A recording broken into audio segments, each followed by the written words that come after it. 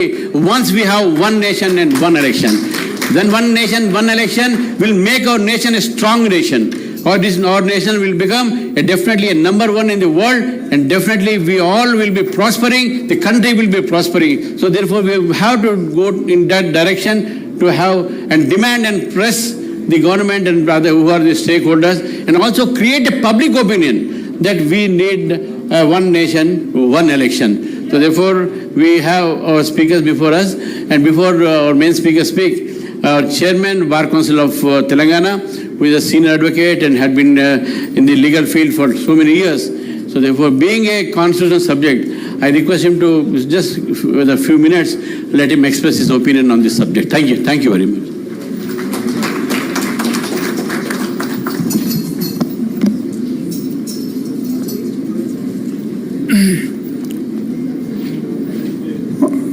Sri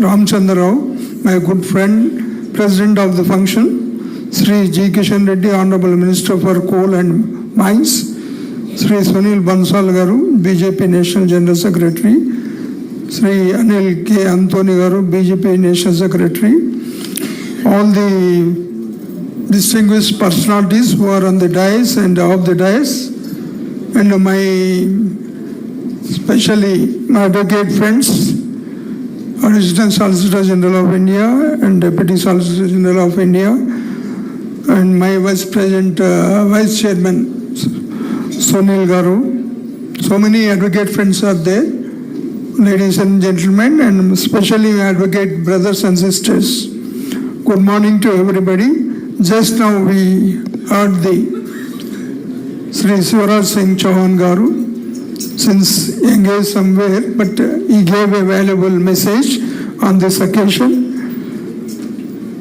First of all, let me thank the organizers for joining me today to discuss an idea that could transform the way of our democracy functions. One nation, one election. This concept proposes holding simultaneous elections for the Lok Sabha state assemblies simultaneously and also local bodies throughout India, aligning their cycles to streamline our election process. Let me share why I believe this is a game changer for our nation. First, one nation, one election will save time and resources. Currently, elections happen almost every year in different parts of the country, putting our government, administration, and political parties into campaign mode repeatedly.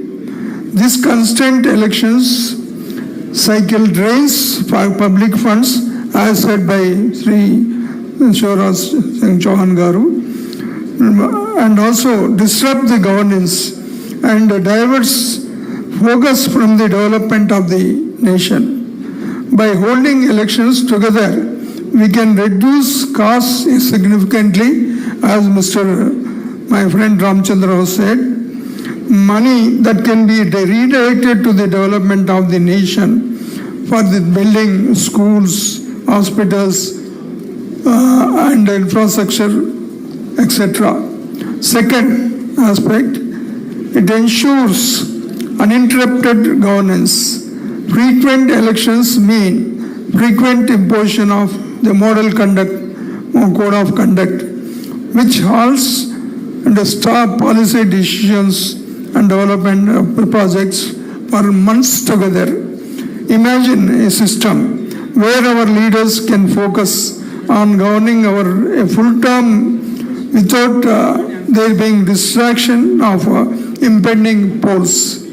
Simultaneously, elections would give governments the stability to plan and execute long-term development with a vision for the progress of our nation. Third, it boosts voter engagements. Multiple elections often lead to voter fatigue with a turnout dropping in some regions due to the sheer frequency of voting.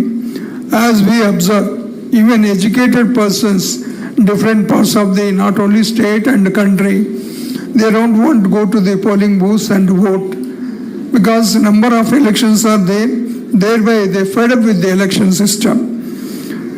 Yes, a single notified election day could create a national event, a festival of democracy, encouraging more citizens to participate and make their voice heard.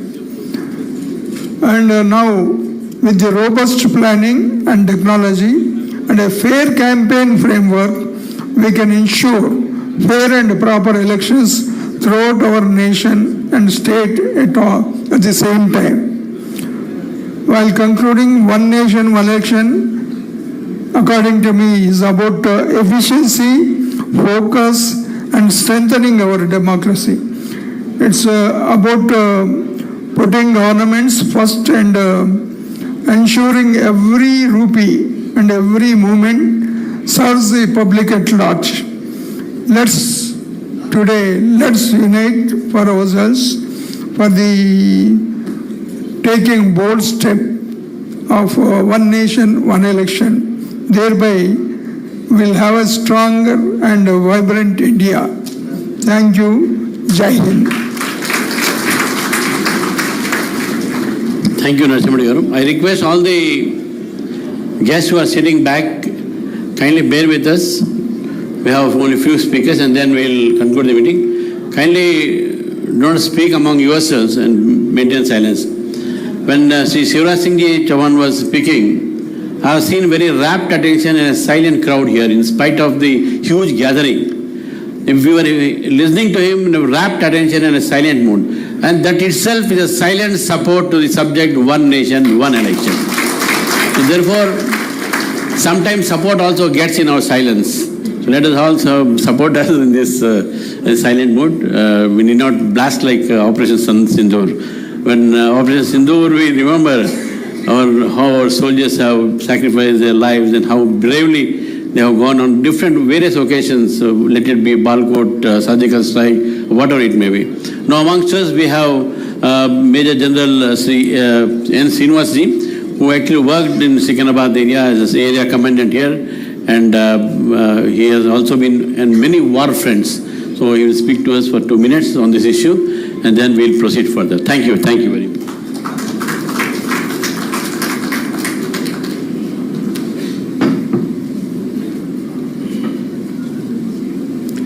Jai Hind, Jai Bharat. I thank the organizers for expressing solidarity and thanks to the Indian Armed Forces and the political leadership which has led us to teach a lesson to Pakistan through Operation Sindoor. Now coming to today's subject, firstly, I want to thank the organizers for inviting me and giving me an opportunity to put across the perspective of the soldiers.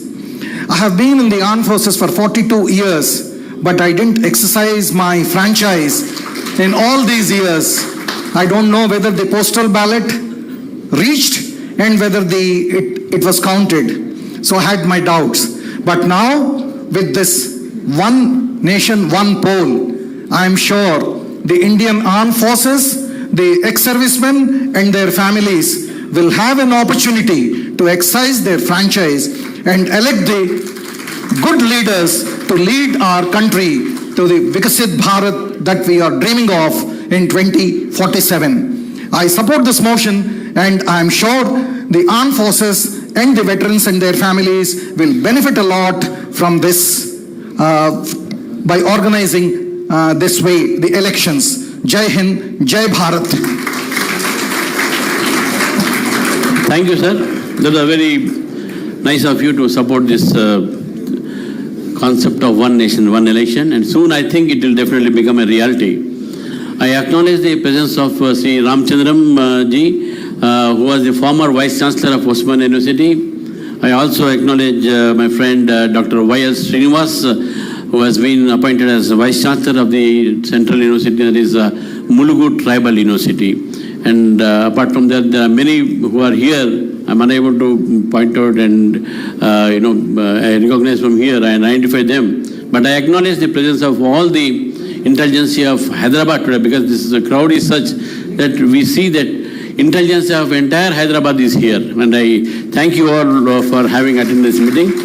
Now I request our young and dynamic leader from Kerala, who is now the National Secretary of the Bharatiya Janata Party and who is also the National Convener for this program, and to address us. And thank you, thank you.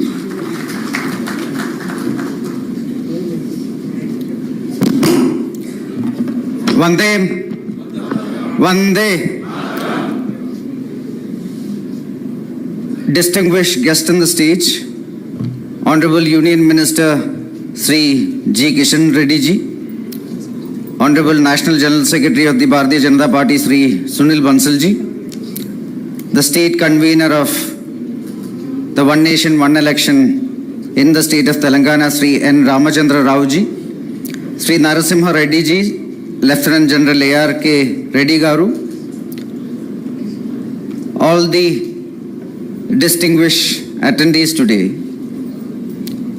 First of all, I thank you all for coming for this gathering. At a short notice, in under 10 days, over 1,000 of the best minds of Telangana, some of the leading professionals, IT professionals, doctors, lawyers, almost 200 plus armed force veterans, you all could come here for a very important discussion. I thank you all for coming.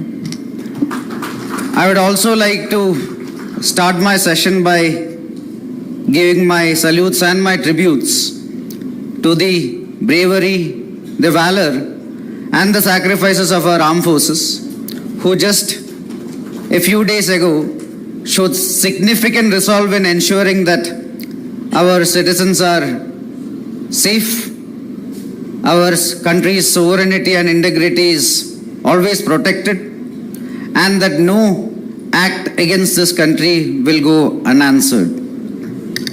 I would also, today when I came here, I had met almost many old armed force veterans, including some who had served in our 71 war, our 65 war, 99 war against Pakistan.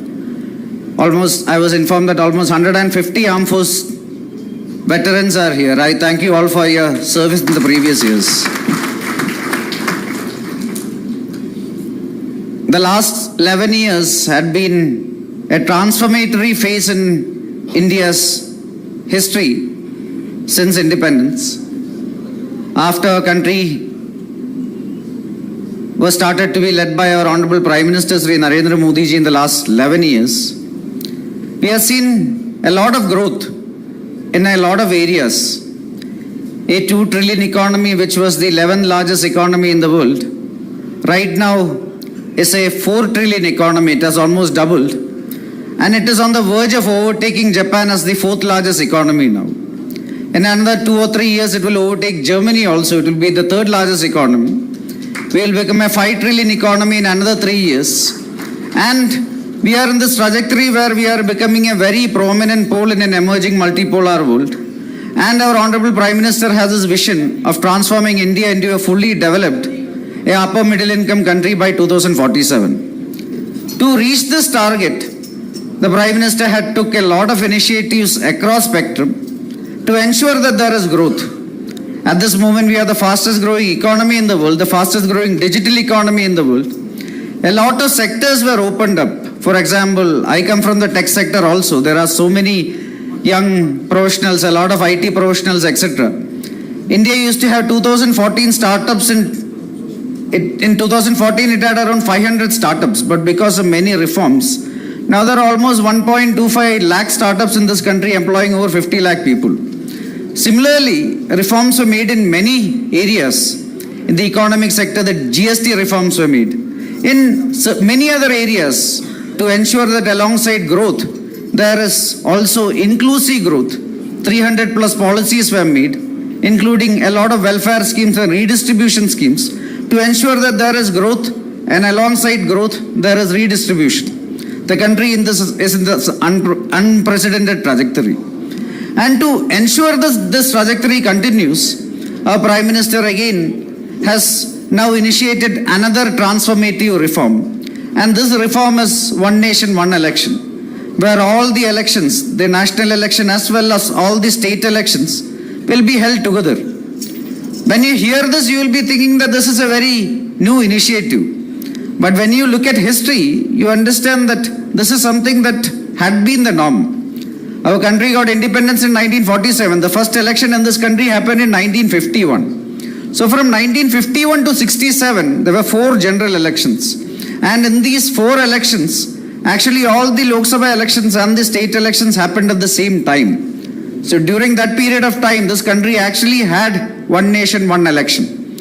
Then in 1967, Mrs. Indira Gandhi became the Prime Minister of India. And between 1967 and 1970, almost 13 different state governments which were non-Congress governments at that point of time were dismissed because of one reason or the other. In 1972, there was the war with Pakistan that resulted in the creation of a new country of Bangladesh. And after that, Mrs. Gandhi, she preponed the elections that year again by almost a year for certain electoral expediencies. Then in 1975, an emergency was declared. And then for 2 years, there were no elections at all in this country. So over a period of 10 years, the elections, the synchronized elections that used to happen from 1951 to 67, all the election cycles changed. Then the Bharatiya Janata Party was created as early as 1980.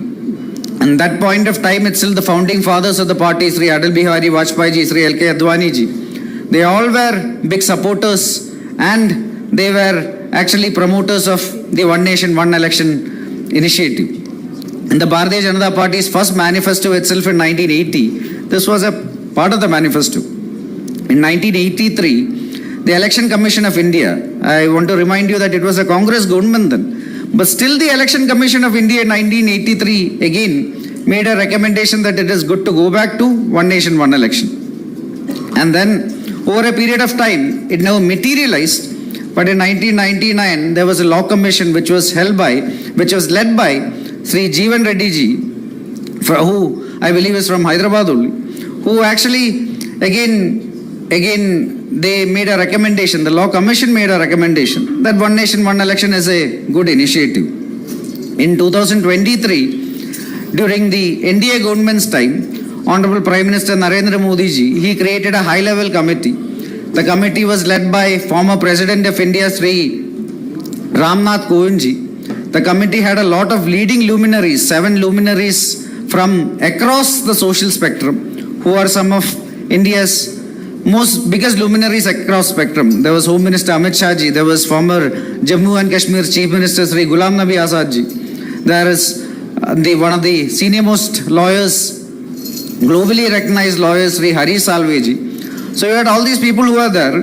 A committee was created in 2023 and the committee did extensive deliberations where over a period of time the committee along with the subcommittees interacted with lakhs of people across India, from across this political spectrum, across social spectrum. And finally almost 87% of the respondents actually said that this is a good initiative for which they were showing support. It included Bar Council associations, it included Industry and Commerce Association like CIA and FICCI. It included so many Supreme Court justices, former Election Commission members, and every single one of them, every single former Supreme Court justice, every single former election commissioner, they all said that this is a very good initiative. 87% who the committee deliberated with supported this. So if you look at entire India's history of policy making, this could be one of the policies, initiatives that could be having maximum public support. This is one of those initiatives with that kind of support. And finally, the committee gave the recommendation to the Honorable President of India and to the Union government. And now certain of the amendments are now under discussion in the joint JPC in the Parliament. The Bharatiya Janata Party also in the 2019 and 24 elections, the last 2 elections also, this was a part of the promises we had made to the people of this country. When the Ramnath Kovind ji committee report, did deliberations and studied. It was an 800-page report. And in that report, there were many points that very clearly said why this would be a good initiative. One of the biggest reasons was economics itself, economic drivers, where Kovenji's report said that if this is implemented properly, this could give an additional GDP boost of around 1.5% to our GDP. Like I already mentioned, our Honorable Prime Minister is having a vision where by 2047 he would like India to be a fully developed country, a Vikasit Bharat. For that, economic drivers are very important. It is important that we keep on having this sustained growth continuously for the next 10 years, 15 years, 20 years.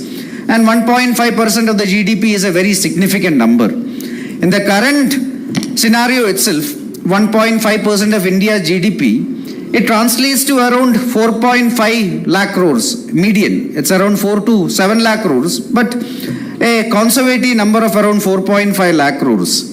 And 4.5 lakh crores is almost 50% of India's current health budget, almost 33% of India's current education budget. So if this is implemented properly, every year this is the kind of savings that could be added onto our economy, boosting our economy. There were many countries that currently has one nation, one election, and they all have something in common. When compared to India, with our diversity, our size of our population, these are all small countries. But still there are countries that have implemented one nation, one election. One of them is a country in Europe, Sweden. Another is an African country, South America. Here and all the elections happen at the same time. One thing that is common to all these countries is the last election, Sweden, the voting percentage was almost 90%. South Africa also, despite a lot of turbulences in that country, the voting percentage was 89%. So something that is common to all these countries where elections happen without a repetitive cycle is there is a very high voting percentage.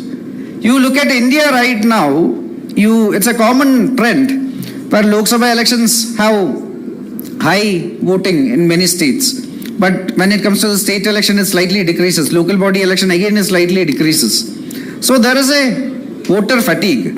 If all the elections are held together, then definitely there will be more democratic participation, where it almost became 1.3 lakh before there were state elections in Rajasthan, Madhya Pradesh, Chhattisgarh. After that, there